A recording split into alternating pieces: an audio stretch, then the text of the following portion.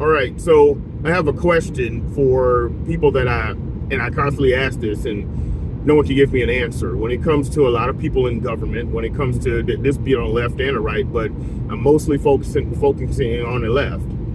When in the Twitter interactions and things like this, the question is this: what if society came, everything went crashing down tomorrow, like it was hard times, meteorite hit, whatever, something big happened.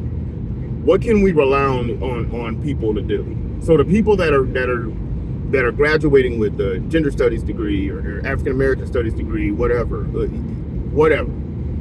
The people that, and most of the time, a lot of these people are the same people that are relying on people that have either paid their student loans, like me, or people that have never took student loans out.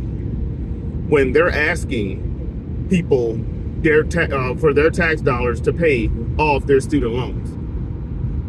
Now, the question I have is this: what can we rely on you to do?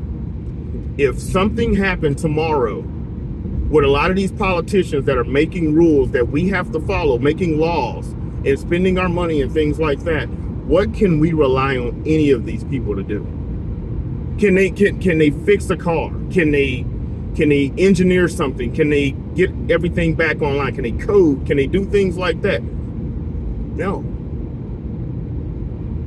It almost seems like, for the most part, the large amount of people that we will be relying on in those situations are the same people that are running nothing.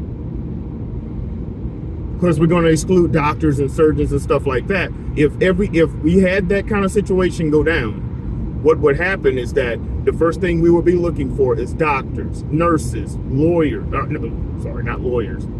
Not lawyers.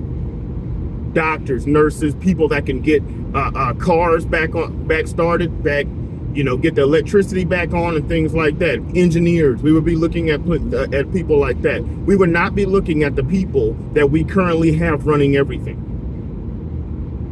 Well, so-and-so, you can negotiate contracts. We wouldn't really give a crap about any of that at that point. So why is it that when people talk about representation, why is there no representation for people that actually keep this whole economy running, and that we would honestly rely on when something big happens, when something big like the hurricane that happened in Florida? Guess what? Hey, who's out there going up to sitting in the bucket trucks, going up to get the power back on? Who's doing that? Who are we relying on at that point? Not community organizers, not lawyers, not people that are great at negotiating contracts. What can we rely on any of those people? All of those people, honestly, when it all came down to it, they would need to be trained again to do something that actually helps people. And maybe if we had more people that actually are running this, or actually beneficial to society, if things are at the worst. Because let's be honest, what we really are is what we are if things were, or what we should be, or is what we should be whenever things are really, really bad.